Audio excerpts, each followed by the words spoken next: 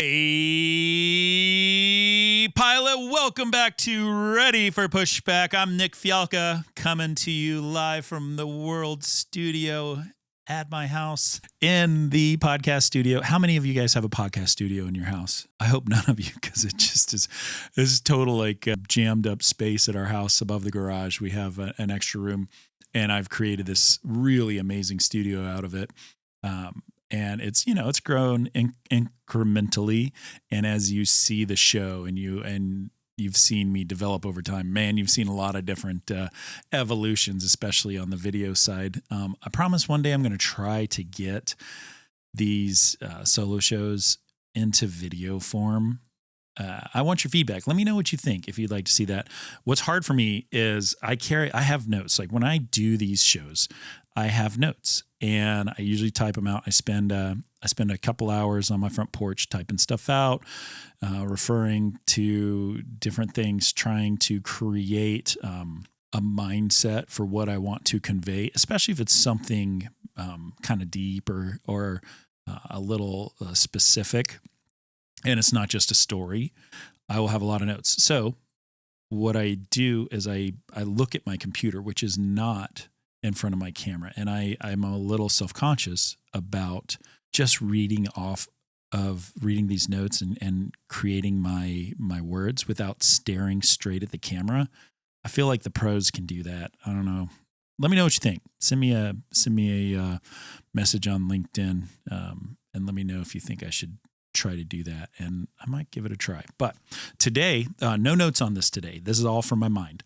And so I probably could turn the camera on, but this is what I want to talk about. I had a crazy hard flight the other day. It all started as a spark. Maybe it was the sound of jets racing across the sky, or the feeling of your heart racing as you watch a crop duster flying low and slow. Even then, you knew you were meant to fly. For pilots, it's more than just a job. It's a calling. The early mornings, the long hours, the relentless training, you didn't do it for the money. You did it for that moment when the wheels lift off and the earth falls away beneath you. But flying is just the beginning. The journey to your dream job takes more than just skill in the sky. It takes strategy on the ground and a lifetime of learning.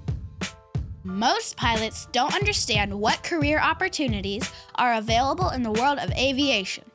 Learn how to go from good to great, from flight school to regional to major, and from hopeful to hired. Whether you're sharpening your skills, building your resume, or preparing for that big interview, this is where pilots come to level up. Let's get ready for Pushback. Here's your host and my dad, Nick Fialka. We were going to Fort Myers, Florida, and the plane had no APU. The APU is that third engine that helps us start the two main engines, and that thing was broken, which happens from time to time, especially in the summertime. They also provide the air conditioning for the plane when it's on the ground. They have the jet bridges have air conditioning units that they'll plug into the plane, but dude, like they're not great.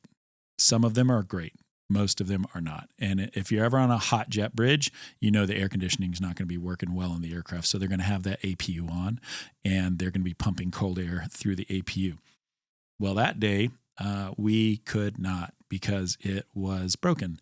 And they bring an air cart out to help start the engines. That thing can also add some air conditioning to the plane, but those carts can overheat if they run too long. So it's this weird balance. And so as a captain, you're always concerned about the safety and well-being of the people on your plane.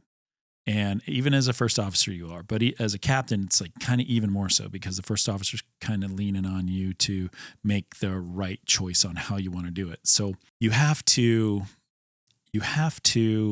be able to get the plane started and then cool down quickly. But the bigger the plane and the hotter it is outside, the harder it is to cool down until you get up to altitude. Like I'm talking like 23, 25, 27,000 feet before the thing really starts cooling down and everybody can kind of relax. So it can be a little daunting and a little stressful because you're just always focused on people's well-being. So I say all that to say that happened to me. We started the engines, the plane was warm, and it kept getting warmer. And we had to cross bleed start the other engine as we were going. I kept the power up a little bit, and I was kind of on the brakes, just kind of dragging the plane against the power of the engines. It wasn't too high, but just a little bit to help get some airflow and cool that cabin down as quickly as we could. And right as we got to the hold short line, my first officer noticed that there was a hot brake light that was illuminated. It's not on the ICAS on the main dashboard that shows where everything is a problem. It was off to the side, and he noticed it. And man, we decided not to take the runway. We were number 1 to go. We were cleared for takeoff, and we decided not to take the runway, went and parked somewhere else, called maintenance. And maintenance took 50 minutes to come up with a solution to what to do. And basically what they said is, hey, it's probably no big deal, but just come back to the gate because it, we need to check those brakes, make sure everything's good. I said, all right, cool. So we come back to the gate, and the plane is getting warmer and warmer and warmer. And I know that we're going to a gate. It's going to take maintenance a solid 40 minutes to go check everything out, at least. That's just kind of how things go. And I decided it was too hot. And so I told the gate agent, like, we need to get everybody off this plane. We got everybody off the plane. And I made an apology to everybody. And I said, this is so important. I went through the iterations of what you do. When this kind of thing happens, there's a bunch of things you got to do.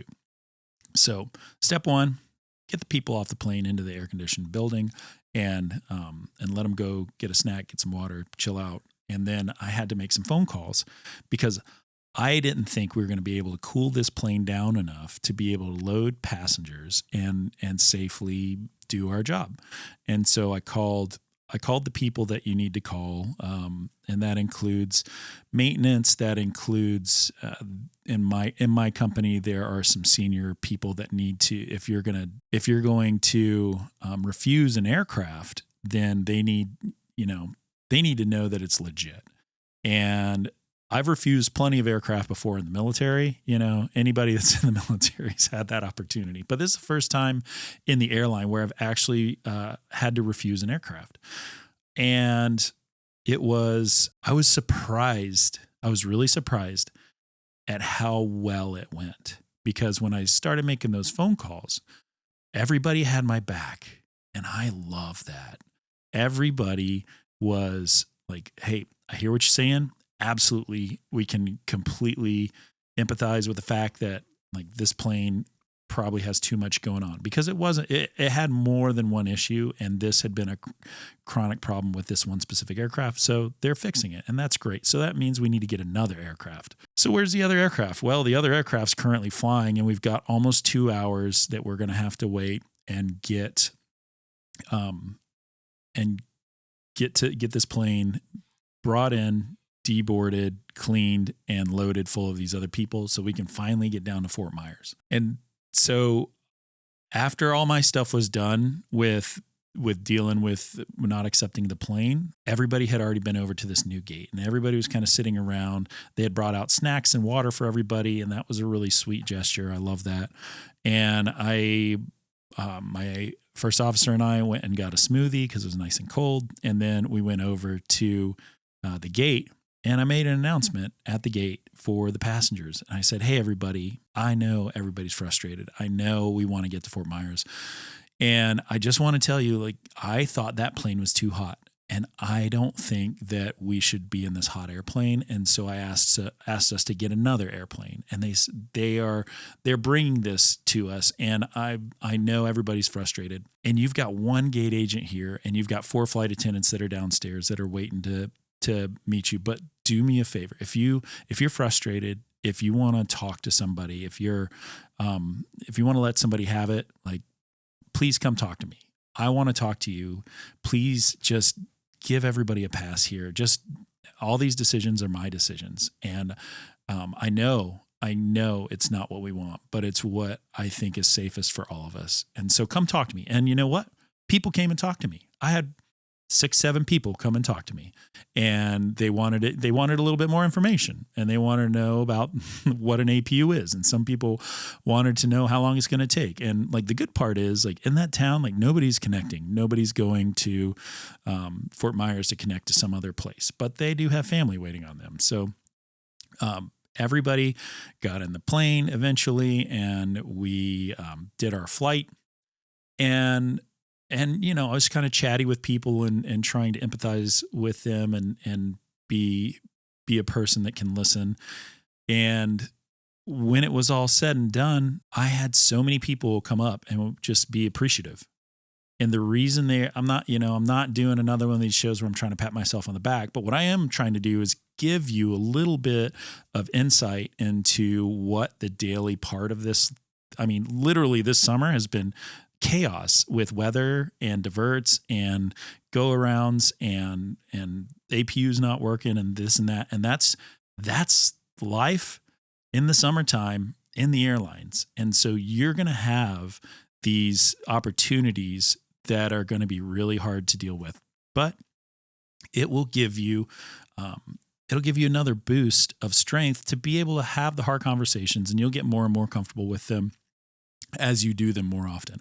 And I'm sure after I've been at my airline for 20 years, like I'm going to be even better at having these hard conversations, be able to convey the message clearer.